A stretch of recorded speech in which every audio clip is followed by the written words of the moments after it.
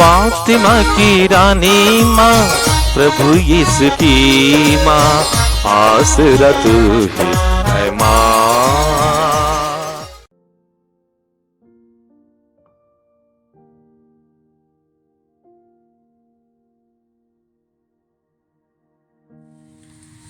पहला पाठ संत यूहन्ना का दूसरा पत्र, पद संख्याएं 4 से 9 तक। मुझे यह देखकर बड़ा आनंद हुआ कि आपकी कुछ संतानें सत्य के मार्ग पर चलती हैं, जैसा कि हमें पिता की ओर से आदेश मिला है। अब भद्रे, मेरा आपसे एक निवेदन है। मैं आपको कोई नया आदेश नहीं, बल्कि वही आदेश दे रहा हूँ जो हमें प्रारंभ से ही प्राप्त है। हम एक दूसरे को प्यार करें, और प्यार का अर्थ यह है कि हम उसकी आज्ञाओं के मार्ग पर चलते रहें। जो आदेश आपको प्रारंभ से प्राप्त है वह यह है कि आपको प्रेम के मार्ग पर चलना चाहिए। बहुत से भटकाने वाले संसार में फैल गए हैं। वे यह नहीं मानते कि यीशु मसीह सचमुच मनुष्य बन गए थे। यह भटकाने वाले और मसीह विरोधी का लक्षण है। आप लोग सावधान रहें, जिससे आप अपने परिश्रम का फल ना खो बैठे, बल्कि अपना पूरा पुरस्कार प्राप्त करें। जो कोई मसीह की शिक्षा की सीमा के अंदर नहीं रहता, बल्कि उससे आगे बढ़ता है, उसे ईश्वर प्राप्त नहीं है। जो शिक्षा की सीमा के अंदर रहता है, उसे पिता और पुत्र दोनों प्राप्त है। यह प्रभु की वाणी है। ईश्वर को धन्यवाद। भजन अनुवाक्य। धन्य है वे जो प्रभु की संहिता के मार्ग पर चलते हैं। धन्य है वे जो प्रभु की संहिता के मार्ग पर चलते हैं। धन्य है वे जो निर्दोष जीवन बिताते और प्रभु की संहिता के मार्ग पर चलते हैं। धन्य है वे जो उसकी आज्ञाओं का पालन करते और उन्हें हृदय से चाहते हैं। अनुवाक्य। धन्य है वे जो प्रभु की संहिता के मार्ग पर चलते हैं। धन्य है वे जो प्रभु की संहिता के मार्ग पर चलते हैं। मैं सारे हृदय से तुझे खोजता रहा, मुझे अपनी आज्ञाओं के मार्ग से भटकने ना दे। मैंने तेरी प्रतिज्ञा अपने हृदय में रख ली है, जिससे मैं तेरे विरुद्ध पाप ना करूं। अनुवाक्य। धन्य है वे जो प्रभु की संहिता के मार्ग पर चलते हैं। धन्य है वे जो प्रभु की संहिता के मार्ग पर चलते हैं। अपने सेवक को आशीष प्रदान कर मैं जीता रहूंगा और तेरी आज्ञाओं का पालन करूंगा। मेरी आँखों को ज्योति प्रदान कर, जिससे मैं तेरी संहिता की महिमा देख सकूं। अनुवाक्य। धन्य है वे जो प्रभु की संहिता के मार्ग पर चलते हैं। धन्य है वे जो प्रभु की संहिता के मार्ग पर चलते हैं। जय घोष।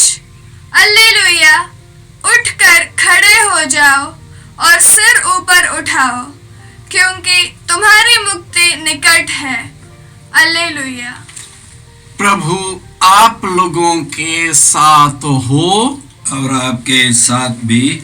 संत लूकास के अनुसार प्रभु यीशु ख्रिस्त का पवित्र सुसमाचार।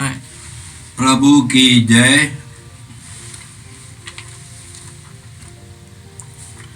अध्याय 17 पद संख्याएं 26 से 37।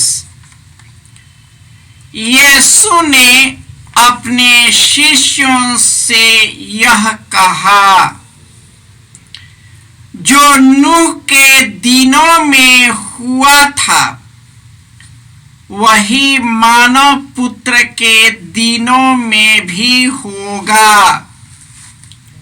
नूह के जहाज पर चढ़ने के दिन तक लोग खाते पीते और शादी ब्याह करते रहे। तब जल प्रलय आया और उसने सबको नष्ट कर दिया। लोत के दिनों में भी वही हुआ था।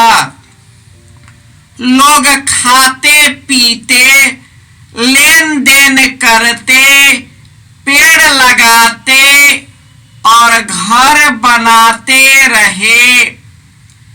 परंतु जिस दिन लोत सोदोम को छोड़ दिया, ईश्वर ने आकाश से आग और गंधक बरसाई और सब के सब नष्ट हो गए। मानव पुत्र के प्रकट होने के दिन वैसा ही होगा। उस दिन जो छत पर हो और उसका सामान घर में हो, वह उसे ले जाने के लिए नीचे न उतरे, और जो खेत में हो वह भी घर न लौटे।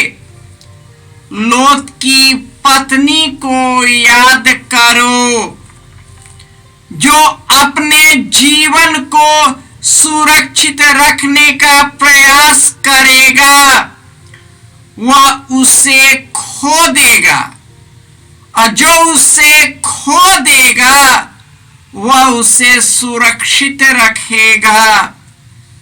मैं तुमसे कहता हूं, उस रात को दो एक खाट पर होंगे, एक उठा लिया जाएगा और दूसरा छोड़ दिया जाएगा। दो स्त्रियां साथ साथ चक्की पीसती होंगी, एक उठा ली जाएगी और दूसरी छोड़ दी जाएगी। इस पर उन्होंने यीशु से पूछा, प्रभु यह कहाँ होगा?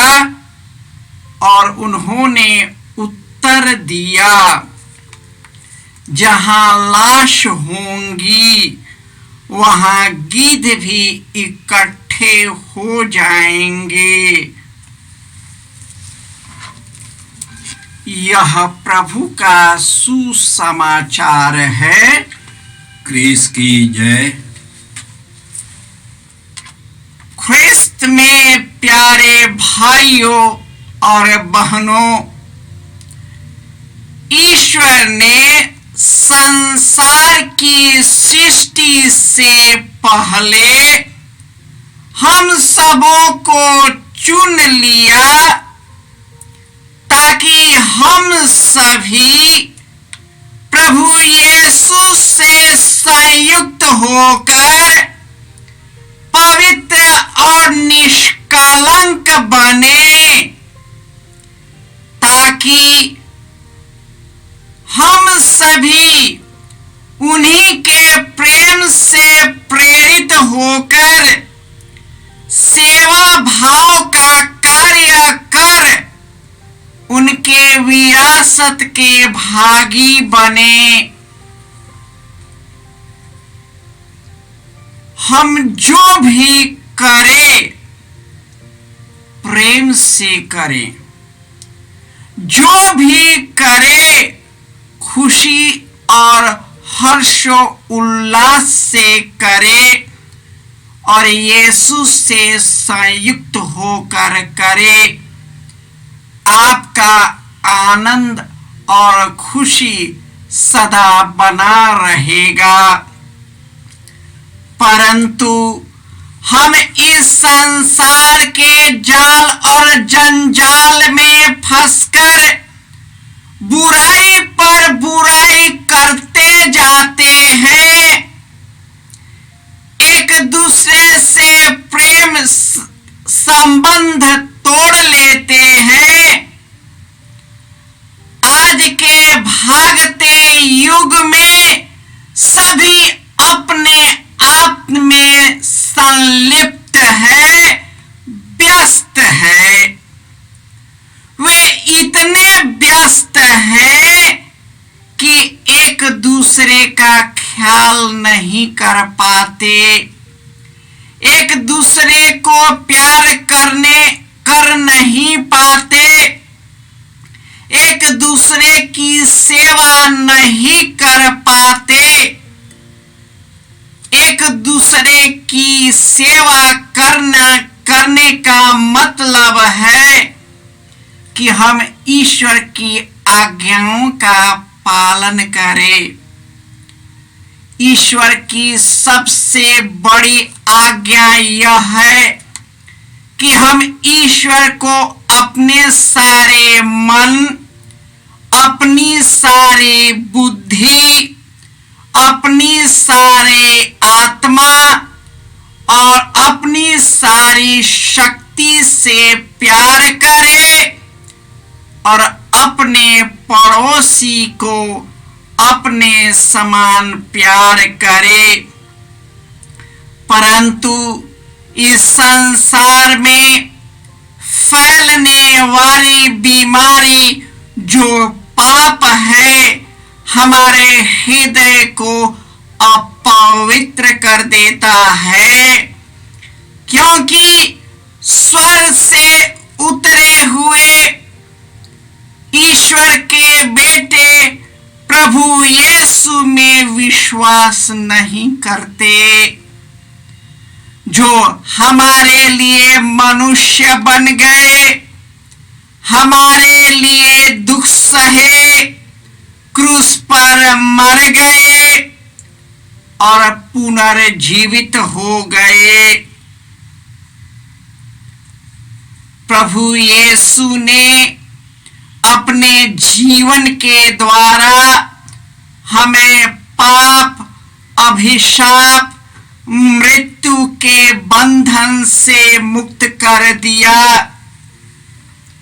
परंतु आज कई लोग ऐसे हैं जो प्रभु यीशु के बताए मार्ग पर नहीं चलते हैं, उनके शत्रु बन जाते हैं और ईश्वर के मार्ग से भटक जाते हैं। वे तो अपने खुद भटकते हैं, लेकिन दूसरों को भी भटका देते हैं। इसलिए हमें आत्मा में सजग रहने की जरूरत है, निरंतर प्रार्थना करने की जरूरत है, ताकि हम इस संसार की बुराई में न फंसे, दुष्टजनों के जाल जंजाल में न फंसे, परंतु प्रभु यीशु से जुड़कर निष्कलंक और पवित्र बने और एक दूसरे की सेवा के द्वारा प्रभु यीशु की सेवा कर सके। हे सर्वशक्तिमान पिता ईश्वर, तू हमें प्यार करता है।